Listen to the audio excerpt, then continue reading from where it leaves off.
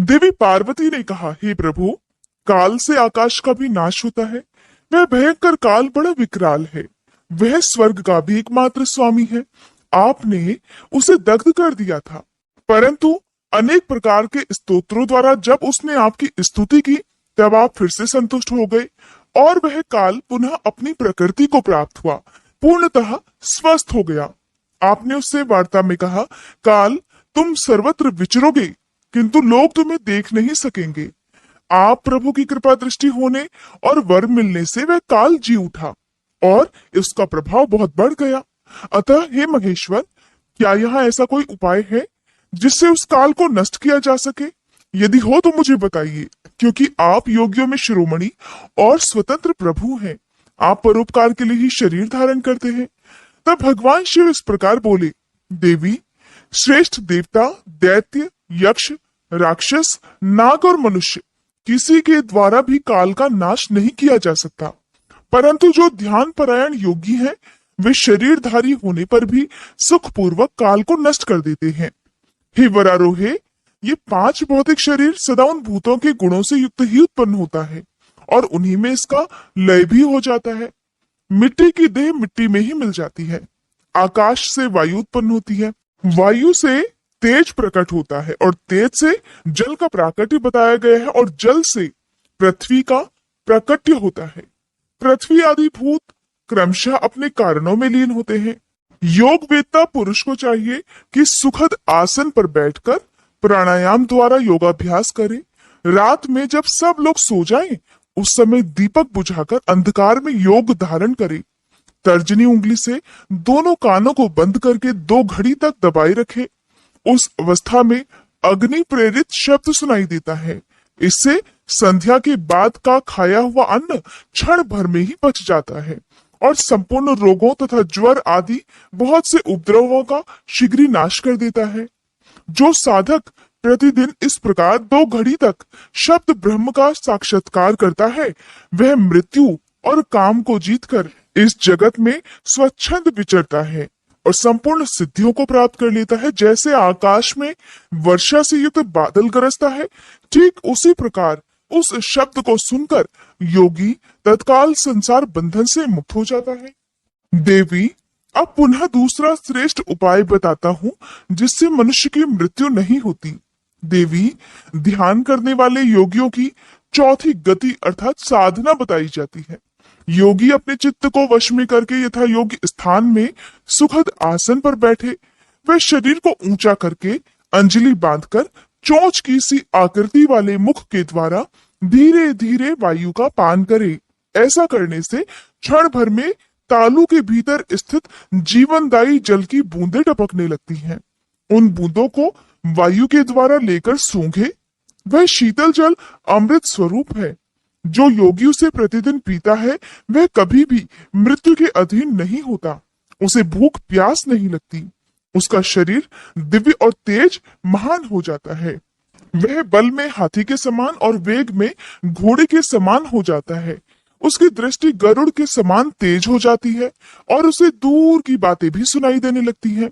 उसके केश काले काले और घुंघराले हो जाते हैं और अंग कांति गंधर्व और विद्याधरों की समानता करने लगती है। वह मनुष्य देवताओं के वर्ष से 100 वर्षों तक जीवित रहता है और अपनी उत्तम बुद्धि के द्वारा बृहस्पति के समान हो जाता है।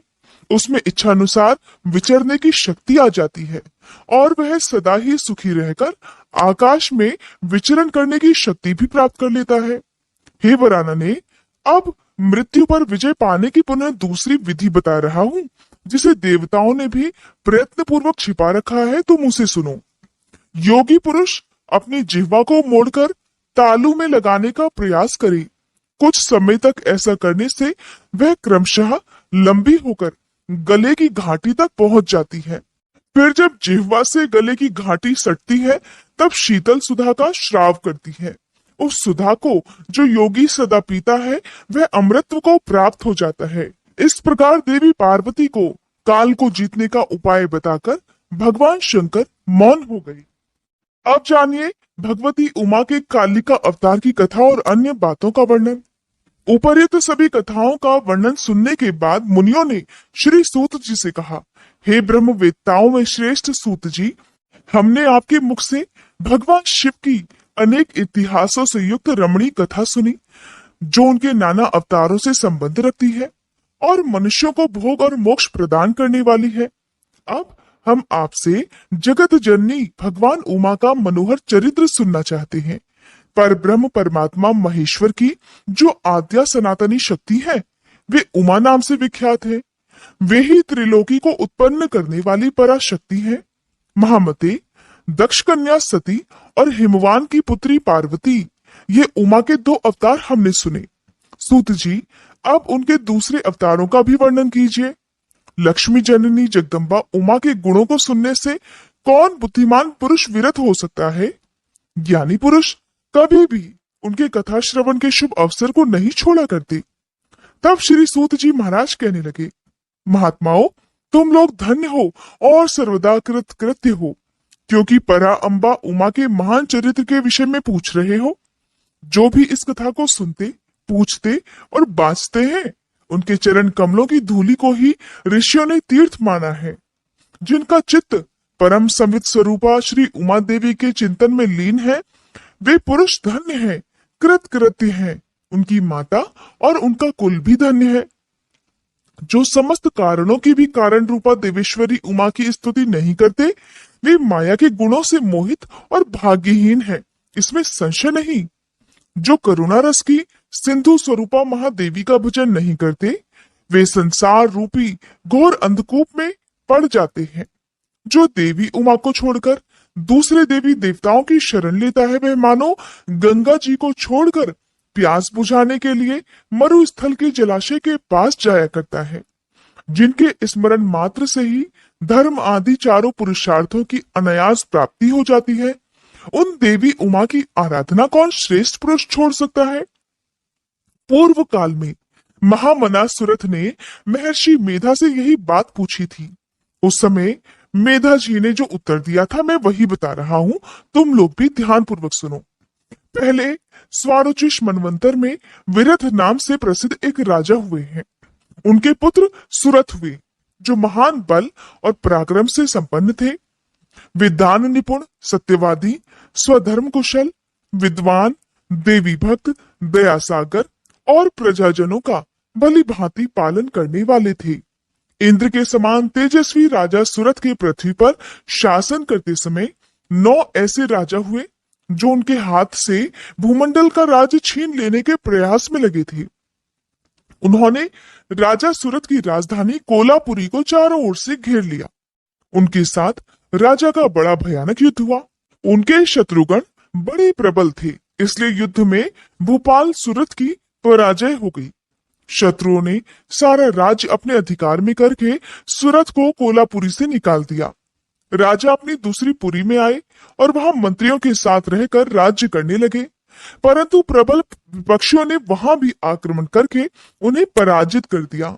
दैव योग से राजा के मंत्री आदि गण भी उनके शत्रु बन बैठे और खजाने में जो भी धन संचित था, वह सब उन विरोधी मंत्री आदि ने अपने हाथों में कर लिया।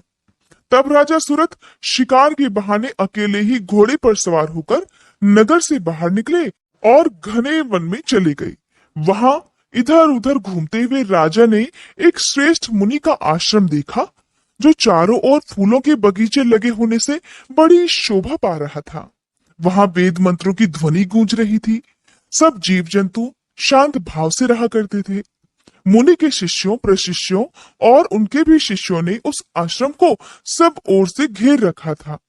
हे महामते, विप्रवर मेधा के प्रभाव से उस आश्रम में महाबली व्याघ्र आदि अल्प शक्ति वाले गौ आदि पशुओं को पीड़ा नहीं दिया करते। वहां जाने पर मुनीश्वर मेधा ने मीठे वचन, भोजन और आसन द्वारा उन परम दयालु विद्वान नरेश का आदर सत्कार किया। एक दिन राजा सुरथ बहुत ही चिंतित और मोह के वशीभूत होकर अनेक प्रकार से विचार कर रहे थे। इतने में ही वहां एक वैश्य आ पहुंचा। राजा ने उससे पूछा, भैया तुम कौन हो और किस लिए यहाँ आए हो? क्या कारण है कि दुखी दिखाई दे रहे हो, मुझे बताओ। राजा के मुख से ये मधुर वचन सुनकर वैश्य प्रवर समाधि ने दोनों आंखों से आंसू बहाते हुए प्रेम और नम्रता पूर्वक वाणी में इस प्रकार उत्तर दिया कि राजन, मैं वैश्य हूँ, मेरा नाम समाधि है। मैं धनी के कुल में उत्पन्न हुआ हूँ, परंतु मेरे पुत्रों और पत्नी आदि ने धन के लालच से मुझे घर से निकाल दिया है। अतः अपने पूर्व कर्मों से दुखी होकर मैं वन में चला आया हूँ। हे करुणा सागर प्रभु, यहाँ आकर मैं पुत्रों, पौत्रों, पत्नी, भाई, भतीजे और अन्य सुहृदों का कुशल समाचार भी नहीं जान पाता। तब राजा बोले, जिन दुराचारी और धन के लोभी पुत्र आदि ने तुम्हें निकाल दिया है, उन्हीं के प्रति मूर्ख जीव की भांति तुम प्रेम क्यों करते हो? तब वह वैश्य कहने लगा, राजन, आपने उत्तम बात कही है, आपकी वाणी भी सारगर्भित है, फिर भी इसने पाश से बधा हुआ मेरा मन अत्यंत मोह को प्राप्त हो रहा है। इस तरह मोह से व्याकुल हुए वैश्य और राजा दोनों मुनिवर मेधा के पास गए। वैश्य सहित राजा ने हाथ जोड़कर मुनि को प्रणाम किया और इस प्रकार कहा कि भगवान, आप हम दोनों के मोह पाश को काट दीजिए।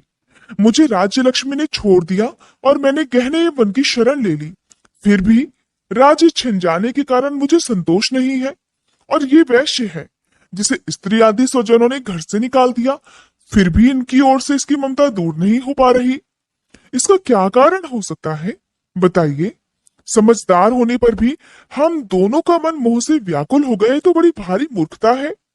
तब ऋषि बोले, राजन, सनातन शक्ति स्वरूपा जगदम्बा महामाया कही गई है, वे ही सबके मन को खींचकर मोह में डाल देती है। प्रभु, उनकी माया से मोहित होने के कारण ब्रह्मा आदि समस्त देवता भी परम तत्व को नहीं जान पाते। फिर मनुष्यों की तो बात ही क्या है। वे परमेश्वरी ही रज, सत्व और तम, इन तीन गुणों का आश्रय लेकर समयानुसार संपूर्ण विश्व की सृष्टि, पालन और संहार करती हैं। हे राजन, जिसके ऊपर वे इच्छानुसार रूप धारण करने वाली वरदायिनी जगदम्बा प्रसन्न होती है, वही मोह के घेरे को लांघ पाता है। महर्षि मेधा की बात सुनकर राजा ने फिर पूछा, हे मुनि, जो सबको मोहित कर लेती है, वे देवी महामाया कौन है और किस प्रकार उनका प्रादुर्भाव हुआ है, यह भी कृपा करके मुझे बताइए।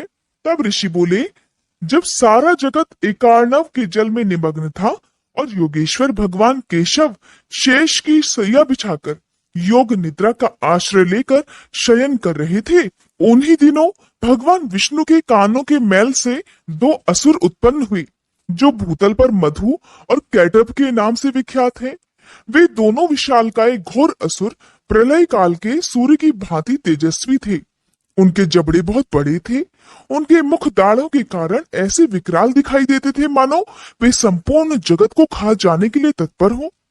उन दोनों ने भगवान विष्णु की नाभि से प्रकट हुए कमल के ऊपर विराजमान ब्रह्मा जी को देखकर पूछा, अरे तू कौन है?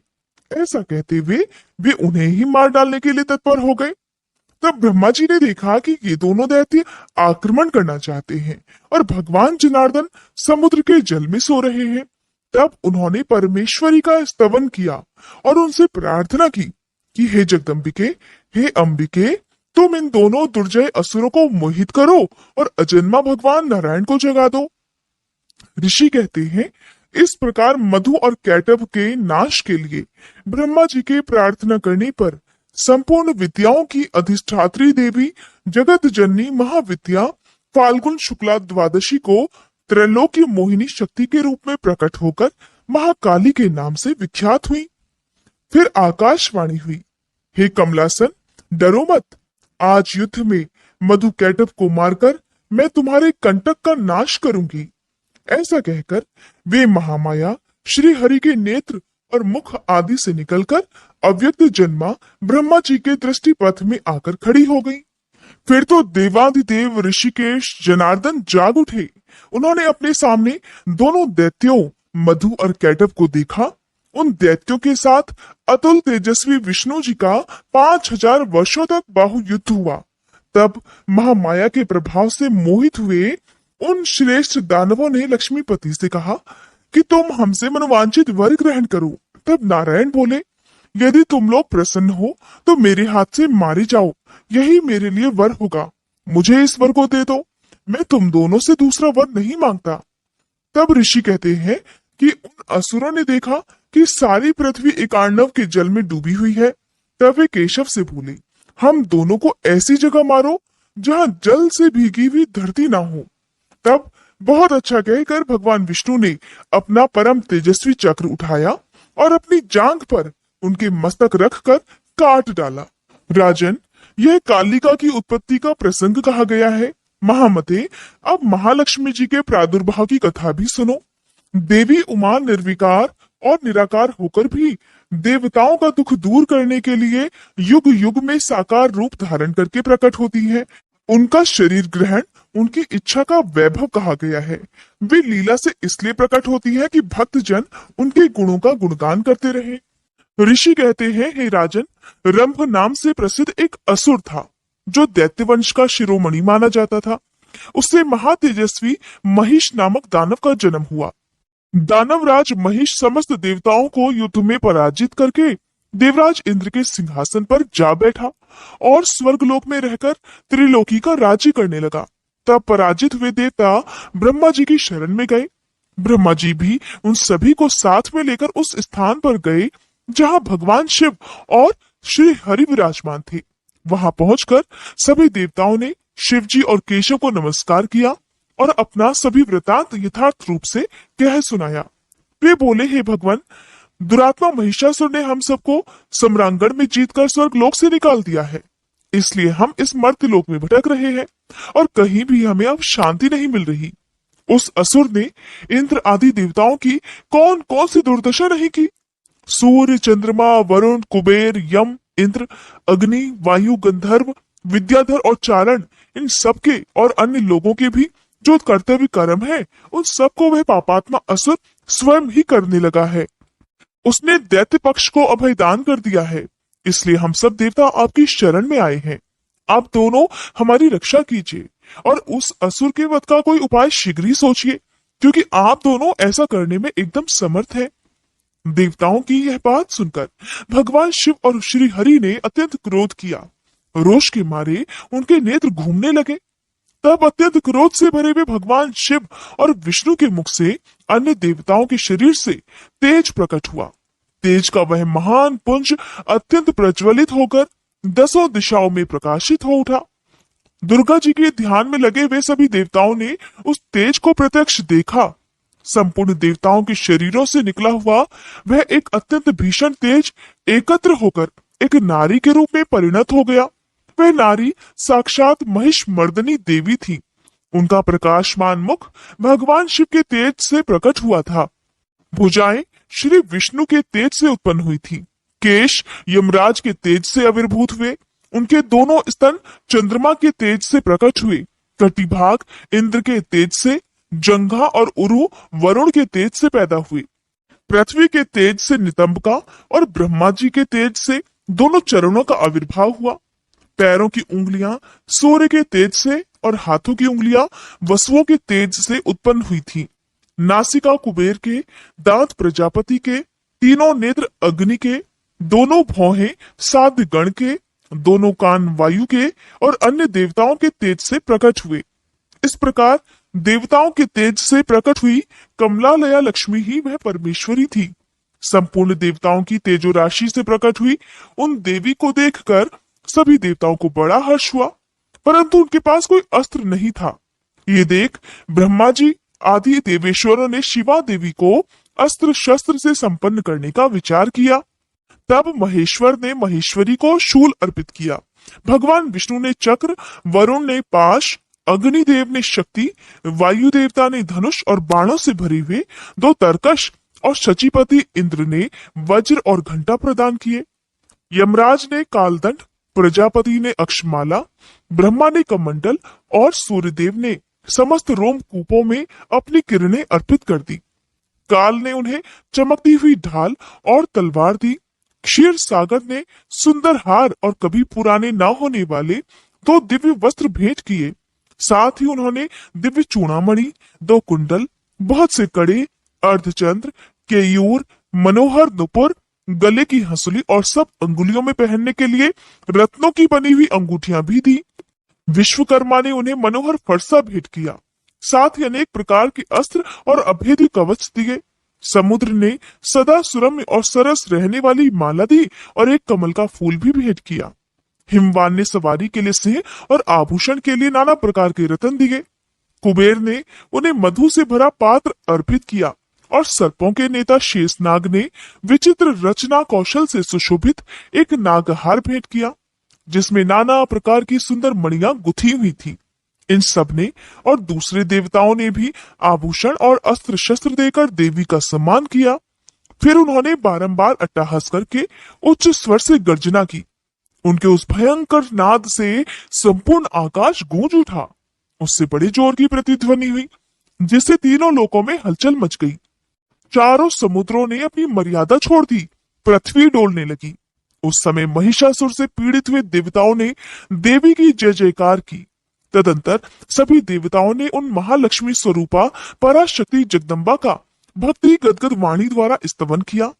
संपूर्ण त्रिलोकी को शोभग्रस्त देखकर देववैरी दैत्य अपनी समस्त सेना को कवच आदि से सुसज्जित कर हाथों में हथियार लेकर सहसा उठ खड़े हुए। रोष से भरा हुआ महिषासुर भी उस शब्द की ओर लक्ष्य करके दौड़ा और आगे पहुंचकर उसने देवी को देखा, जो अपनी प्रभा से तीनों लोकों को प्रकाशित कर रही थी। इसी समय महिषासुर के द्वारा पालित करोड़ों शस्त्रधारी महावीर वहां आ पहुंचे।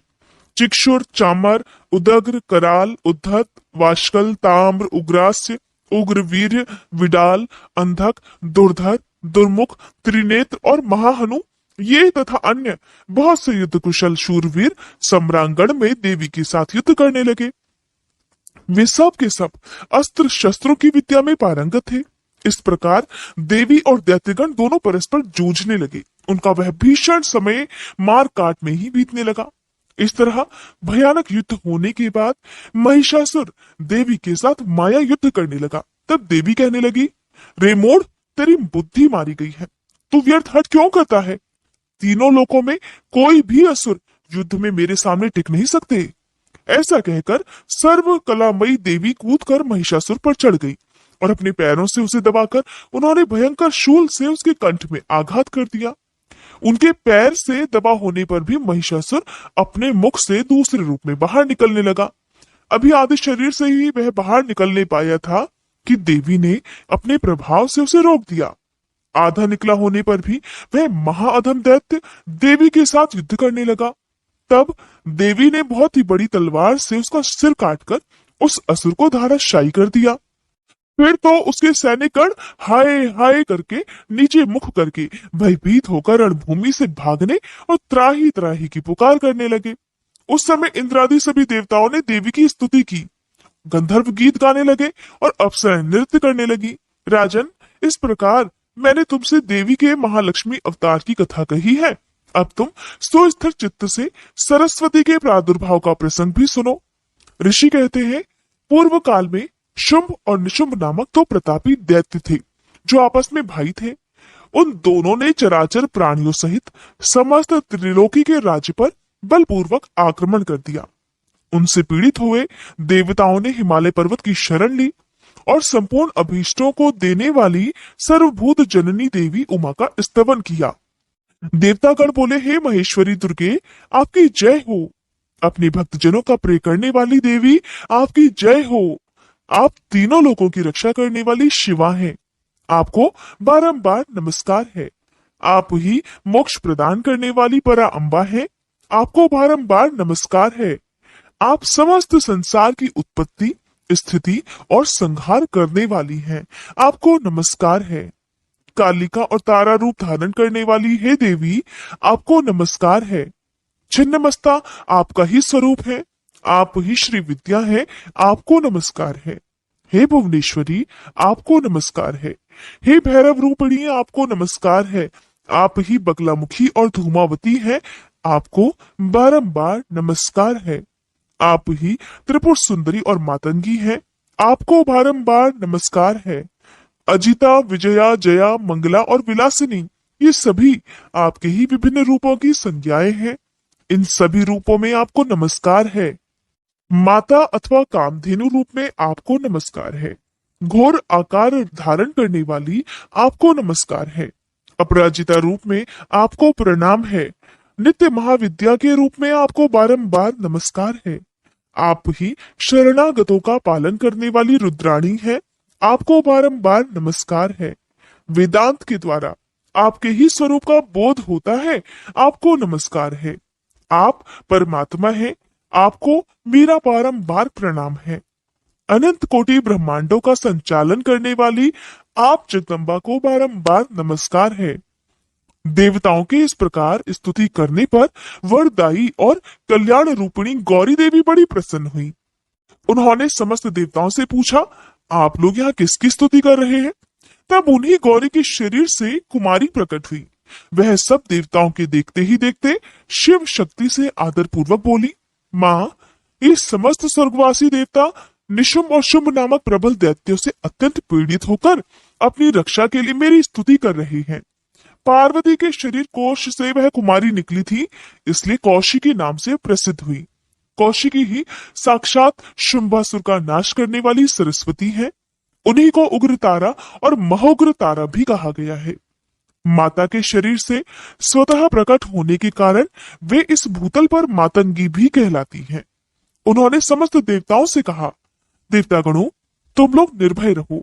मैं स्वतंत्र हूं, अतः किसी का सहारा लिए बिना ही तुम्हारा कार्य सिद्ध कर दूंगी। ऐसा कहकर वे देवी तत्काल वहां अदृश्य हो गई।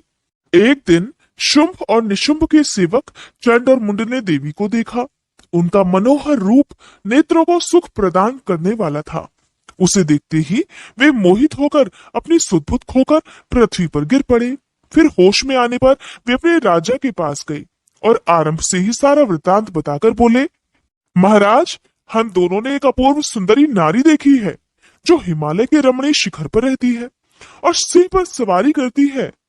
चंड मुंड की ये बात सुनकर महान असुर शुंभ ने देवी के पास सुग्रीव नामक अपना दूत भेजा और कहा, दूत, हिमालय पर कोई अपूर्व सुंदरी रहती है, तुम वहां जाओ और उससे मेरा संदेश कहकर उसे प्रयत्न पूर्वक यहाँ लेकर आओ।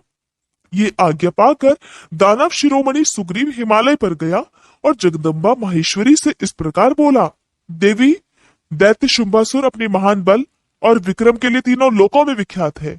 उसका छोटा भाई निशुंभ भी वैसा ही है। शुंभ ने मुझे तुम्हारे पास दूत बनाकर भेजा है, इसीलिए मैं यहाँ आया हूँ। सुरेश्वरी, उसने जो संदेश दिया है उसे इस समय सुनो। मैं युद्ध में इंद्र आदि देवताओं को जीतकर उनके समस्त रत्नों का अपहरण कर चुका हूँ। यज्ञ में देवता आदि के दिए हुए देव भाग का मैं स्वयं ही उपभोग करता हूँ। मैं मानता हूँ कि तुम स्त्रियों में रत्न हो, सब रत्नों के ऊपर स्थित हो, इसलिए तुम काम जनित रस के साथ मुझको या फिर मेरे भाई को अंगीकार करो। दूत के मुंह से शुंभ का ये संदेश सुनकर भूतनाथ भगवान शिव की प्राण वल्लभा महामाया ने इस प्रकार कहा। देवी बोली, दूत, तुम सच कहते हो, तुम्हारे कहने में थोड़ा सा भी असत्य नहीं है, परंतु मैंने पहले से एक प्रतिज्ञा कर रखी है, उसे भी सुन लो। जो मेरा घमंड चूर कर दे, जो मुझे युद्ध में जीत ले, उसी को मैं अपना पति बना सकती हूँ, दूसरे को नहीं। ये मेरी अटल प्रतिज्ञा है। इसलिए तुम शुभ और निशुभ को मेरी यह प्रतिज्ञा बता दो, फिर इस विषय में जैसा उचित हो वैसा भी कर ले। देवी की यह बात सुनकर दानव सुग्रीव लौट गया। वहां जाकर उसने विस्तार पूर्वक राजा को सारी बात बताई। दूत की बात सुनकर उग्र शासन करने वाला शुंभ कुपित हो उठा और बलवानों में श्रेष्ठ सेनापति धूम्राक्ष से बोला, धूम्राक्ष, हिमालय पर कोई सुंदरी रहती है, तुम शीघ्र वहां जाकर उसे जैसे भी हो यहाँ लेकर आओ। असुर प्रवर उसे लाने में तुम्हें भय नहीं होना चाहिए। अगर वह युद्ध करना चाहे तो तुम्हें प्रयास पूर्वक उसके साथ युद्ध भी करना चाहिए। शुंभ की ऐसी आज्ञा पाकर दैत्य धूम्रलोचन हिमालय पर गया और उमा के अंश से प्रकट हुई भगवती भुवनेश्वरी से कहने लगा, नितंबिनी, मेरे स्वामी के पास चलो, नहीं तो मैं तुम्हें मरवा डालूंगा। मेरे साथ 60,000 असुरों की सेना है। तो देवी बोली, वीर, तुम्हें दैत्यराज ने भेजा है, अगर मुझे मार ही डालोगे तो मैं क्या कर सकती हूँ, परंतु युद्ध के बिना मेरा वहां जाना एकदम असंभव है, ऐसा मेरा मानना है। देवी के ऐसा कहने पर दानव धूम्रलोचन उन्हें पकड़ने के लिए दौड़ा, परंतु देवी ने तो उसे अपनी हुंकार मात्र से ही भस्म कर दिया। तभी से वे देवी इस भूतल पर धूमावती कहलाने लगी। उनकी आराधना करने पर वे अपने भक्तों के शत्रुओं का संहार कर डालती हैं। धूम्राक्ष के मारे जाने पर अत्यंत कुपित हुए देवी के वाहन सिंह ने उसके साथ आए हुए समस्त असुर गणों को चबा डाला। जो मरने से बच गए वे भाग खड़े हुए। इस प्रकार देवी ने दैत्य धूम्रलोचन को मार डाला। इस समाचार को सुनकर प्रतापी शुंभ ने बड़ा क्रोध किया। वह अपने दोनों ओठों को दांतों से दबाकर रह गया। उसने क्रमशः चंड, मुंड और रक्तबीज नामक असुरों को फिर भेजा। आज्ञा पाकर वे दैत्य उस स्थान पर पहुंच गए जहां देवी विराजमान थी।